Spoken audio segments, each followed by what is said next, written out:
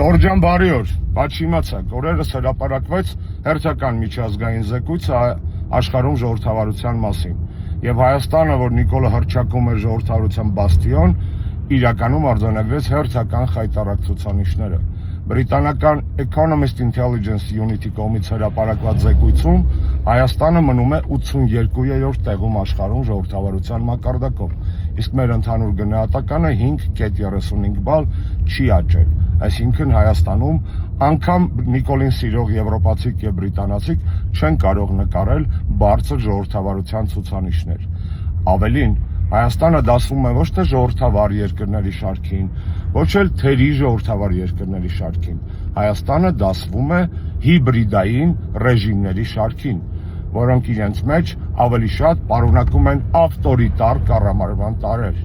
Հատկապես խայտառակ են ցուցանիշները քաղաքացիական ազատությունների հետ կապված եւ կառավարության գործունեության հետ կապված։ Սևով սպիտակի վրա գրված է, որ կառավարությունը գերկենտրոնացնում է լիազորություններ,